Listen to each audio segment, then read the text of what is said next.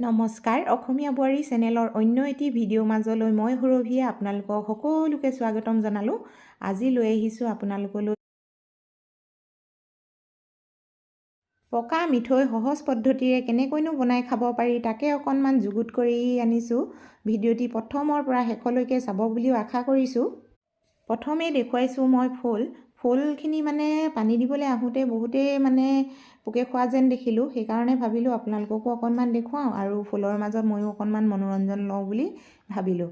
এয়া চাওকচোন মৌ মাখিয়ে কেনেকৈ ফুলৰ ৰস চুহিছে, ইমান ধুনীয়া লাগিছে দেখিবলৈ। বহুতো ৰং বিৰঙৰ ফুল আনিছিলোঁ, ফুল বহুতখিনি যতন লোৱা হৈছিল, তথাপিতো ফুলত পোকে ধৰিছে, পাহিবিলাকো পোকে খাইছে, সেইকাৰণে মনটো বহুতেই বেয়া লাগিছে। আৰু ফুলৰ মাজত যদি এনেধৰণে থকা হয় সঁচাকৈ মনটো ফৰকাল লাগি আহে। বাৰু আগতে মই ফুল নৰুইছিলোঁ, এতিয়া বাৰু মই ফুলৰ মাজত ব্যস্ত হৈ পৰা নিচিনাই হৈ পৰিছোঁ। ফুলখিনি দেখি ইমান ধুনীয়া লাগিছে নহয় ফুলবিলাক।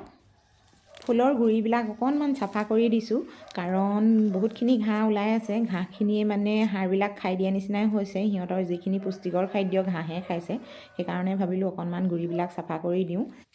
এইফালে আকৌ ফুলিছে গোলাপ ফুল কিন্তু ঘৰত ফুলিলে বহুতেই ভাল লাগে, আৰু সকলো ঘৰতে বাৰু গোলাপ ফুল নেবাচেও, সেইকাৰণে ভাবিলোঁ আজি আমাৰ ঘৰত ইমান ধুনীয়াকৈ গোলাপ ফুল ফুলিছে, সেই গতিকেলৈ অকণমান চাফা কৰি দিয়া হৈছে। এইফালে আকৌ মন কৰকচোন চৰাইজনীয়ে কি মৰম লগাকৈ বিস্কুট খাইছে চাওকচোন। মই ৰাতিপুৱা গধূলি এনেধৰণে চৰাইক বিস্কুট খুৱাওঁ, আপোনালোকে দিয়ে নাই বাৰু? চৰাইক দিবচোন, যিকোনো আশা আৰু যিকোনো মনৰ কামনা পূৰণ হয় বুলি কয়। চৰাই চিৰিকটি এনেকুৱা ধৰণৰ বস্তুবোৰেই হৈছে আমাৰ শান্তিৰ প্ৰতীক। আজি কিন্তু মোৰ মনটো বৰ খং, গুড় আনিছিলোঁ, কি হ'ল চাওকচোন। কি বস্তু মিক্স কৰিছে নাজানো, এয়া চাওকচোন গুড়ডোখৰ, এয়া দেখিছেনে? এনেকুৱা ধৰণৰ হৈ পৰিছে, ইমানেই টান, না কটাৰী সোমাইছে না কিবা সোমাইছে, ইয়াত একো সোমাব পৰা নাই। এইটো বস্তুত কি মিক্স কৰিছে নাজানো, আপোনালোকে সতৰ্ক হওক। এইটো বস্তু কিন্তু এনেধৰণে নাখাব, চাই মেলি আনিব। আমাৰ ঘৰলৈ আজি গুড়ৰ নামত পাথৰ আহিছে, এয়া চাওক।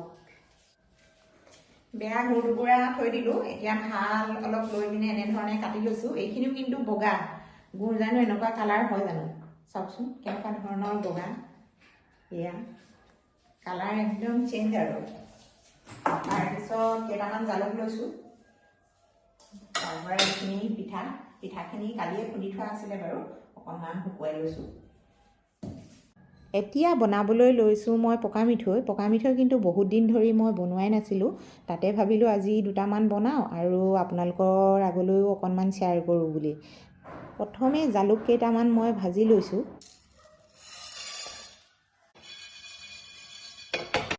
এতিয়া কেৰাহীখন পাতি মই গুড়খিনি এনেধৰণে পগাবলৈ লৈছোঁ। গুড় বৰ বেছিকৈ পগাব পাৰিলে ভাল। আৰু এতিয়া গাখীৰ একাপ গুড়খিনিত ঢালি লৈছোঁ, নহ'লে লাগি ধৰিব, সেইকাৰণে এনেধৰণে দি ল'লোঁ। তাৰপৰা দি ল'ম মই এচামুচ ঘিউ দিলে কিন্তু বহুত সোৱাদ লাগে। সঁচাকৈয়ে ভালকৈ যদি মিঠৈকেইটা বনোৱা হয় নহয়, বহুত ভাল লাগে খাবলৈ। এতিয়া কিন্তু দি লৈছোঁ মই জালুকৰ গুড়িখিনি। গুড় পগোৱা মেলা হৈ গ'ল, এতিয়া পিঠাখিনিত এনেধৰণে ঢালি লৈছোঁ। অকণমান গৰম হৈ আছে, অলপ ঠাণ্ডা হ'বলৈ দিব লাগিব, ঠাণ্ডা হ'লে তেতিয়া সানিব পাৰিম। এতিয়া হেতাখনে মই অলপ লৰাই ঠাণ্ডা কৰি ল'ম।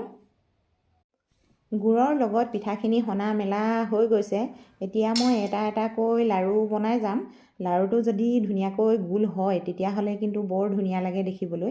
অকণমান যদি মিঠৈবিলাক কোমলো হয় তেতিয়াহ'লে খাবলৈ সোৱাদ লাগে। বৰ বেছিকৈ টান হ'লে মিঠৈটো খাবলৈ সোৱাদ নালাগে। যেতিয়া নহয় মই গাখীৰ আৰু ঘিউ দি বনাইছোঁ, বহুতখিনিয়ে সোৱাদ লাগিব বুলি ভাবিছোঁ, খাই চালেহে গম পাম বাৰু, এটা সোৱাদ লৈ চাব লাগিব। এটা দুটাকৈ বহুতখিনিয়ে মই মিঠৈ বনাই পেলালোঁ, 10 মিনিটতে ইমানখিনি মিঠৈ বনাই পেলালোঁ। চাওকচোন বহুতেই সোৱাদ লাগিছে কিন্তু খাবলৈ। নিজৰ হাতেৰে বনাই চালোঁ মিঠৈ, আৰু তাতে এটা সোৱাদ লৈও চালোঁ, বহুতেই সোৱাদ লাগিল খাবলৈ। ভিডিঅ'টি চাই কেনেকুৱা পালে জনাবলৈ নাপাহৰিব, আৰু আপোনালোকেও এনেধৰণে এদিন মিঠৈ বনাই খাই চাবচোন। সঁচাকৈ মিঠৈ বনাবলৈ একেবাৰে সহজ। আজি কিন্তু নিজৰ হাতেৰে বনাই মই বুজি পালোঁ, আৰু তাতে নিজৰ সোৱাদ অনুযায়ী সকলোৱে বেলেগ বেলেগ ধৰণৰকৈ বনায় বাৰু। আজি মই এনেধৰণে বনালোঁ, তথাপিতো গুড়খিনি বৰ সুবিধাজনক নহ'ল। আজিলৈ আহোঁ, ভিডিঅ'টি ইমানেই আছিল।